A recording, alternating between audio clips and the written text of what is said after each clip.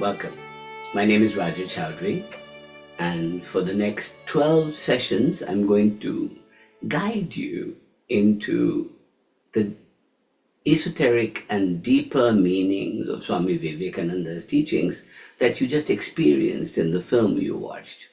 Now, America's First Guru, the film we presented to you today, is a deep profile of an amazing man who really transformed America, and he also transformed India.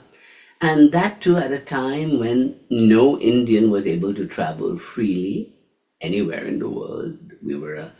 India was a British colony, and it was also a time when people didn't understand the universal teachings of Hinduism, Vedanta, yoga, anywhere except, even in India, people didn't understand it. If you think about it, in the 1860s and 70s, when he grew up in India, India was a vastly superstitious country, and people were practicing all kinds of religion, from Islam to Hinduism to Buddhism, but the British rule dominated the psyche.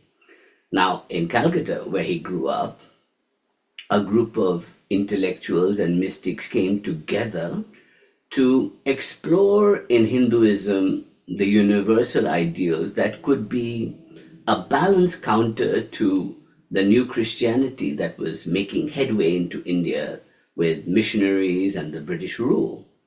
And so Ramakrishna, who was Vivekananda's teacher, as you saw in the film, believed that he needed to teach the young men of India the highest ideals of Indian philosophy.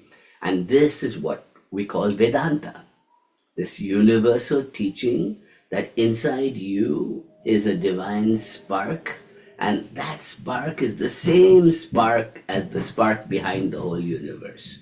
Now, it is the mind behind the universe called Brahman. Now, when Vivekananda was growing up, he was very attracted to the new ideas of the British, of Freemasonry, of the Brahmo Samaj, about a Hinduism that did not rely on superstitious practices and all kinds of things. And so when he met Ramakrishna, this was a man who worshipped the goddess Kali, but at the same time was talking a universal ideal.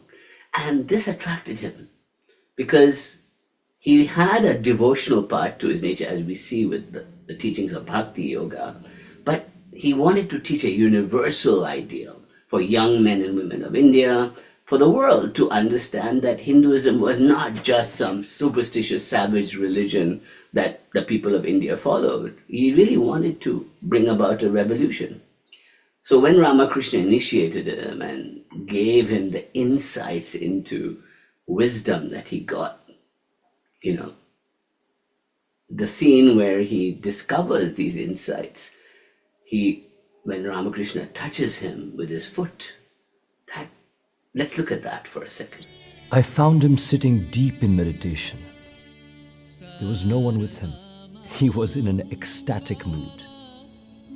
He muttered something to himself that I couldn't understand, looked hard at me, and then arose and approached me. I thought we were about to have another crazy scene. Scarcely had that thought passed through my mind when he placed his right foot on my body. Immediately, I had a wondrous experience. My eyes were wide open, and I saw that everything in the room, including the walls themselves, was rapidly whirling around me and receding. At the same time, it seemed to me that my consciousness of self, together with the entire universe, was about to vanish into a vast, all-devouring void. I cried out loudly, "What are you doing to me? Don't you know I have parents at home?"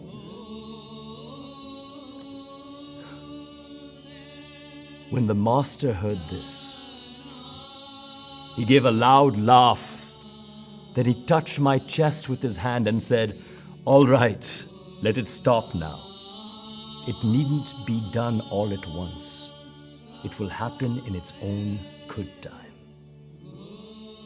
To my amazement, the extraordinary vision vanished as suddenly as it had come. Now, when he came out of that, he became a devotee of Ramakrishna. He gave up his Western education, he gave up his life, and he started being drawn towards the monastic life. And by the time Ramakrishna died, he had decided to become a monk. And so Ramakrishna initiated him and his 12 other brothers, and they became the monks of the Ramakrishna order. Now, after that period, Ramakrishna died, Vivekananda did not know what to do, and they had an option of just continuing their meditation, but he decided to travel through India. And this was an educated young man, so he wanted to see what was India, not only the mystical traditions of India. He wanted to explore all these sacred places and see them all for himself. He was just, early 20s. He wanted to see it all, but he also wanted to see the truth behind India. As he continued on his quest, it dawned on him that India was a slave nation. Extreme poverty was everywhere. Colonial exploitation had brought droughts, famines, and imbalance to a once beautiful land. He saw a nation crushed and humiliated. He knew he had to do something. When so many people are illiterate and hungry, where do I have the time to think of my own liberation? May I be born again and again and suffer 1,000 miseries, if only I may worship the only God in whom I believe, the sum total of all souls, and above all, my God the wicked, my God the afflicted, my God the poor of all races. So when he came to Madras at the end of his journey, he realized that he needed to do something, but he didn't know what.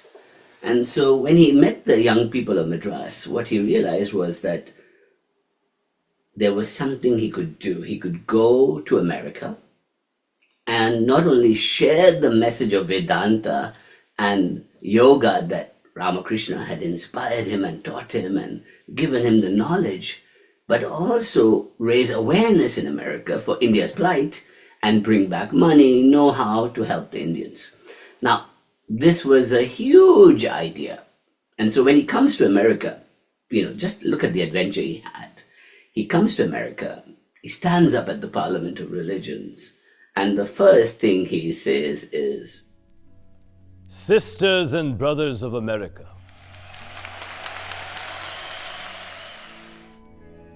it fills my heart with joy unspeakable to rise in response to the warm and cordial welcome which you have given us. I thank you in the name of the most ancient order of monks in the world. I thank you in the name of the mother of all religions. And I thank you in the name of the millions and millions of Hindu people of all classes and sects. I am proud to belong to a religion which has taught the world both tolerance and universal acceptance. We believe not only in universal toleration, but we accept all religions as true. I am proud to belong to a nation which has sheltered the persecuted and the refugees of all religions and all nations on the earth. Now, the speech was just the beginning, because what he was talking about there was a universal principle that India had fostered for thousands of years from the Upanishads, called Vedanta. And Vedanta was that universal teaching that every one of us is potentially divine, and every one of us has the ability to wake up that inner divinity, and the path to awakening that is through yoga. Now, it was a very simple and beautiful teaching. It didn't have gods and goddesses, it didn't have tantras, it didn't have yogas, it didn't have anything. It didn't have any rules to follow. It just said that if one can begin in earnest to explore this awakening of the universal in you, you can awaken to your true nature as a divine being. What a promise. And I think that this promise, which had not been heard in America before, was very attractive. People were drawn to it. Young women came to listen to him. People came and felt it was truth. So the core teachings here were that every one of us is potentially divine. We just have to wake up to that realization, no matter what color you are, what gender you are, what creed you belong to, what religion you come from. It didn't matter. He said that what did he say? He said that nobody has to give up their religion. Listen to what he said. The Christian is not to become a Hindu or a Buddhist, nor a Hindu or a Buddhist to become a Christian. But each must assimilate the spirit of the others and yet preserve his individuality and grow according to his own law of growth. And then he said that he thought about it. And the first few weeks and months he was in America, he spoke about India, its traditions, its values. He joined a speakers bureau, as you know in the film. He traveled all over the Midwest, and he became a kind of fixture in, the mystic from India, the Hindu monk. And that was a lot of marketing, but there was some truth to what he was doing. But he realized very early on that he didn't want to teach that. He wanted to teach Vedanta, and he wanted to teach the path to the realization of Vedanta, that you are divine, Tattvam Asi, you are it, but that the way to do that was through these yogas. And as he began to realize this, he started to speak about it in private circles in Chicago, in Boston, and then in New York. And after he freed himself from the binds of the Speakers Bureau, he decided that he would set up his own center, his own teaching center in New York. And that was the beginning of the revolution. The first school to teach yoga and Vedanta in America by an Indian monk, the first school to initiate Americans into the sannyasi, into becoming monks of a Hindu order. What he realized very early on, that Americans were extremely practical people. They needed a way of doing things that was not too mystical, not too much philosophy, practical Vedanta. He called it practical Vedanta.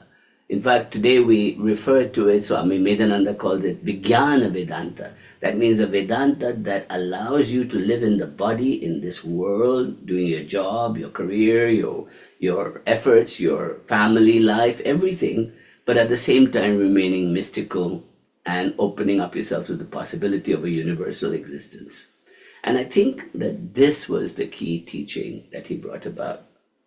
Over the next 11 sessions, I'm going to take you into each of these things. First with Vedanta, then the 4 yogas.